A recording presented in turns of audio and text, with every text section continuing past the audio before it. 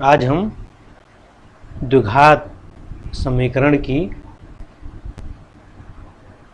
शाब्दिक समस्याओं पर आधारित कुछ अन्य प्रश्नों को हल करेंगे। जैसे हम देख रहे हैं कि एक ये प्रश्न दिया गया है कि एक ऐसी प्राकृत संख्या ज्ञात करो जिसके वर्ग में से 84 कम करने पर वह दी हुई संख्या से 8 अधिक संख्या के तिगुने के बराबर है। क्या करेंगे? सबसे पहले हम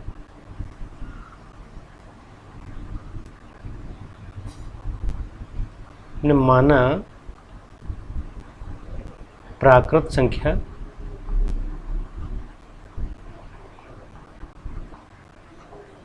बराबर x। हमने संख्या को x मान लिया।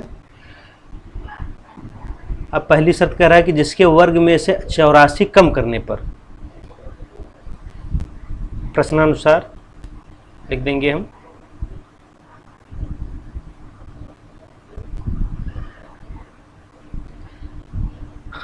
जिसके वर्ग में से 84 कम करने पर, माने x संख्या कौन सी, क्या हमने माना x का वर्ग हो गया x स्क्वायर, इससे 84 कम कर दें तो x स्क्वायर माइनस 84 हो गया।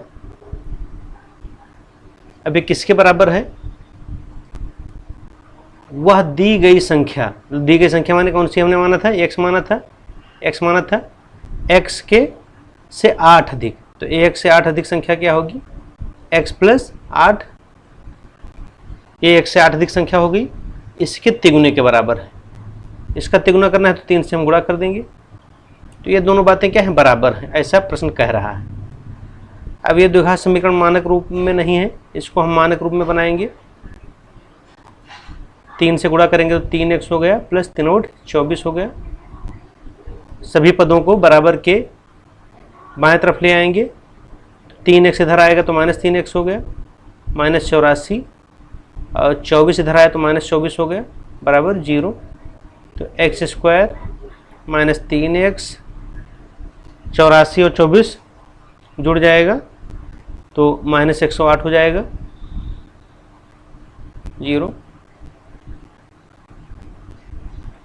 अब हमें दो संख्याएं ऐसी ढूंढना है, बीच वाले दोनों विधियों से हम हल कर सकते हैं, द्विघात सूत्र से भी और गुणनखंड विधि से भी। हम गुणनखंड विधि से हल कर रहे हैं यहाँ पर। तो हमें जो बीच का ये 3x वाला जो पद है, माइनस 3x वाला पद, इसे दो भागों में तोड़ना है। तो हमें दो संख्याएं ऐसी ढूंढनी है एल और एम जिनका जोड़ हो, x का गुणांक है माइनस 3 के बराबर हो, अब इनका गुणा, दोनों का गुणा हो, अचर पद है माइनस 108। अब x स्क्वायर के आगे कोई संख्या नहीं तो 1 मानी जाएगी, 1 कर देंगे तो हो जाएगा माइनस 108। तो हम देख रहे हैं गुणा माइनस में आया है तो संख्याएं घटाने में मिलती हैं। हमें ऐसी संख्या ढूंढना है कि जो घटाने पर 3 आए और गुणा करने पर 108 आए। तो थोड़ा हम अभ्यास करेंगे, सोचेंगे तो हमको पता चलेगा। ऐसी संख्याएं 12 और 9 हैं, 12 और 9। तो हम क्या करेंगे, घटाने पर आ रही है तो हम ये 3 की जगह पर क्या लिख देंगे? 12 माइनस 9। 3 की जगह क्या करेंगे? 12 माइनस 9 हम लिख देंगे।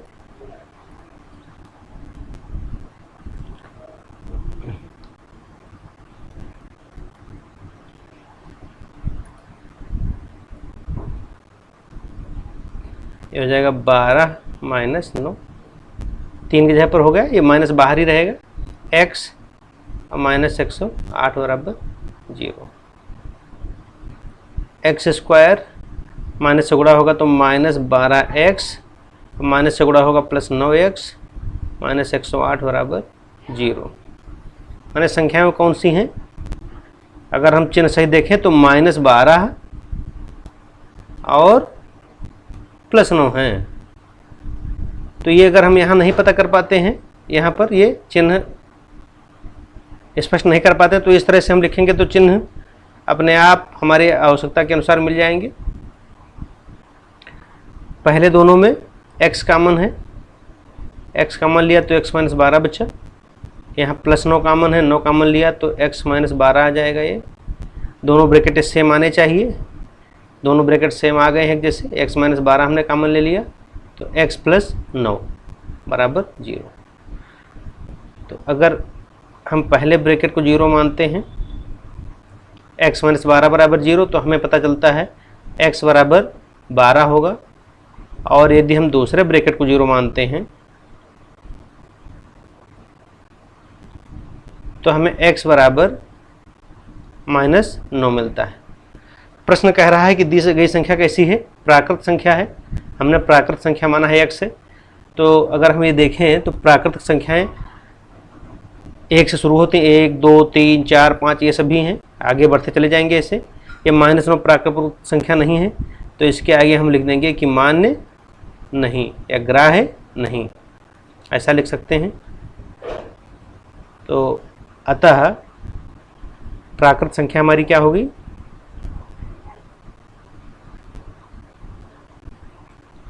x बराबर 12 होगी। तो ये हमारा उत्तर हो गया। हम चाहें तो रफ पर के इसे लिख करके इसकी जांच कर सकते हैं। यहाँ पर हम रखेंगे x का मान 12 और घटाएंगे, यहाँ पर रखेंगे तो ये दोनों साइड सेम आ जाएंगे अगर हम इसकी जांच करेंगे। तो इस तरह से हमको पता चल गया कि ये हम प्राकृत संख्या 12 होगी।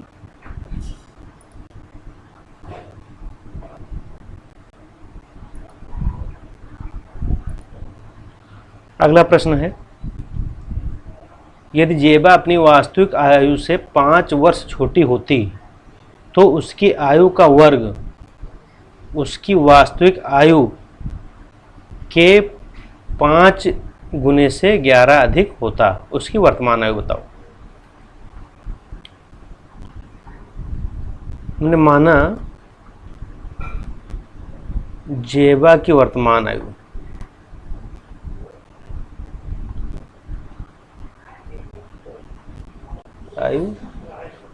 बराबर x वर्ष। मैंने मान लिया इसकी वर्तमान आयु x वर्ष से जेबा की। अब ये कह रही है यदि जेबा अपनी वास्तविक आयु से 5 वर्ष छोटी होती, 5 वर्ष पूर्व जेबा की आयु कितनी होती, 1 से 5 कम होती।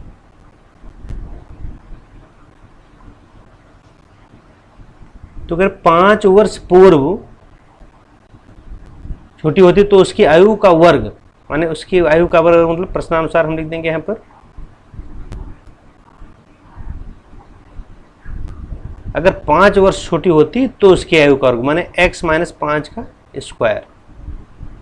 ये 5 वर्ष छोटी होती तो आयु का वर्ग हो गया। उसकी वास्तविक आयु के 5 गुने से 11 अधिक। वास्तविक आयु कितनी है, x है, तो x का 5 गुना माने 5x से 11 अधिक होता, माने 11 इसमें जोड़ देंगे। ये दोनों चीज़ें क्या होती है, आपस में बराबर होती हैं। अब हमें यहाँ हल करके x का मान निकालना है।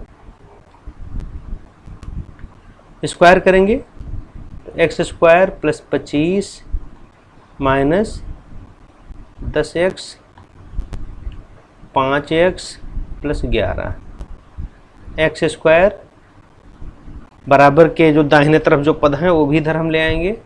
तो x स्क्वायर पहले 10x वाले, पहले x वाले पद लिख लेंगे तो माइनस 10x ये हमने लिखा, और फिर ये 5x जो है ये इधर से आएगा इस साइड में तो माइनस 5x हो जाएगा, प्लस 25 और 11 इधर आएगा तो माइनस 11 हो जाएगा बराबर 0। तो x स्क्वायर माइनस 15x और प्लस 14 बराबर 0। इसे हम हल कर सकते हैं, गुणनखंड द्वारा भी हल कर सकते हैं, द्विघात समीकरण द्वारा भी हल कर सकते हैं। यहाँ प्रश्न में हमें कुछ कहा नहीं गया है तो हम किसी भी विधि से हल कर सकते हैं। चलो इसको हम द्विघात समीकरण से हल करते हैं। तो यहाँ a का मान कितना है, a बराबर है 1, x स्क्वायर का गुणांक 1 है, और b का मान है -15 और c का मान है 14। फार्मूला क्या है द्विघात सूत्र का, द्विघात सूत्र से x बराबर -b plus minus under root B square minus 4ac बटे 2a।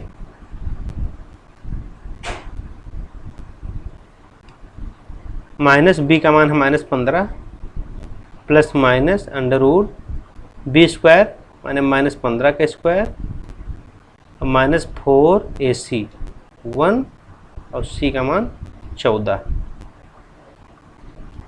बटे 2a का मान 1।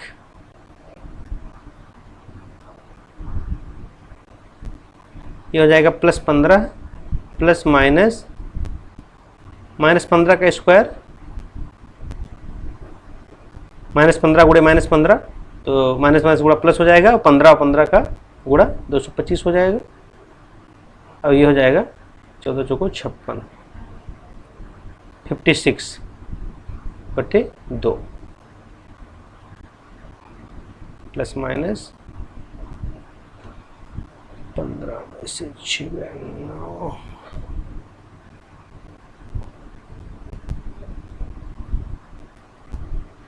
169 आएगा। 169 का वर्गमूल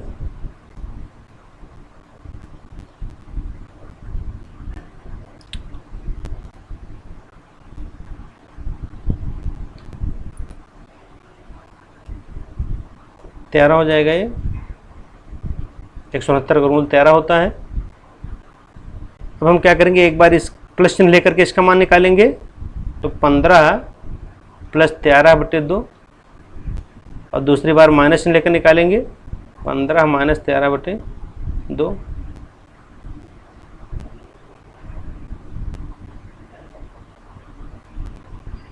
अट्ठाईस बटे 2 x बराबर 2 बटे 2 कट जाएगा। ये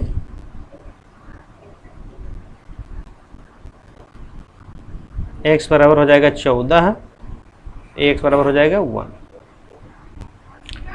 तो यहाँ पर दो मान आए हैं, x का मान एक 14 आया है, एक x का मान 1 आया है। तो अगर हम यहाँ देखें तो जेबा की वर्तमान आयु x हमने माना है, तो अगर हम 14 मान लेते हैं तो इसका मान आयु वर्तमान आयु x वर्ष हो जाएगी। x का मान 14 हो जाएगा तो ये वर्तमान आयु 14 वर्ष हो जाएगी।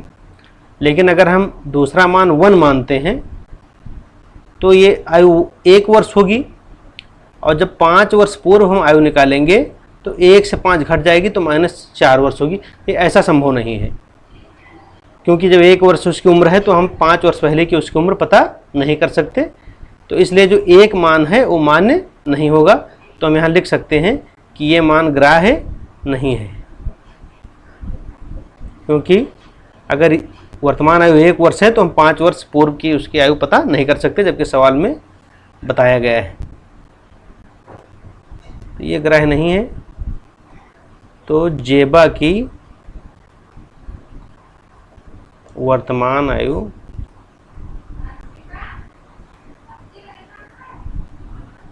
x बराबर 14 वर्ष।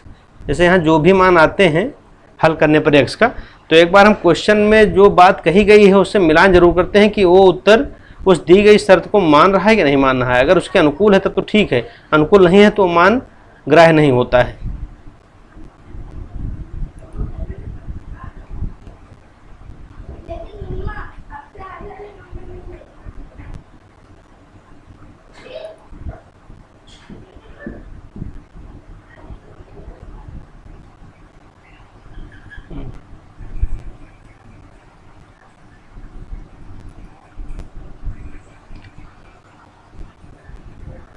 यहाँ 3 प्रश्न दिए गए हैं।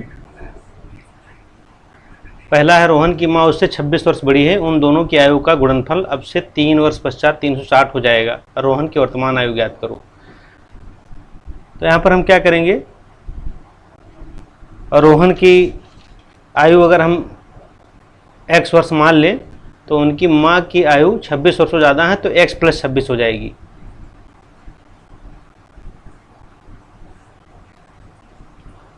और उनका गुणनफल अब से 3 वर्ष पश्चात, तो 3 वर्ष पश्चात अगर हम आयु निकालेंगे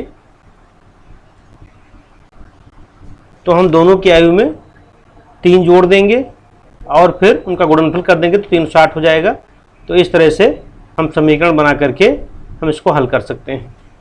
इसी तरह से दूसरा और तीसरा प्रश्न है, तो हम प्रयास करेंगे थोड़ा, तो हमारा सवाल हल हो जाएगा। जैसे आपको बताया गया है उसी तरीके से करना है। आप किसी भी विधि का प्रयोग कर सकते हैं, गुणनखंड विधि का या द्विघात सूत्र विधि का, किसी भी विधि के द्वारा आप इसको हल कर सकते हैं। हल करके आप उत्तर हमको कमेंट में भेज सकते हैं, या जो बच्चे हमसे हमारा व्हाट्सएप नंबर जानते हैं हमको व्हाट्सएप पर भेज सकते हैं। धन्यवाद।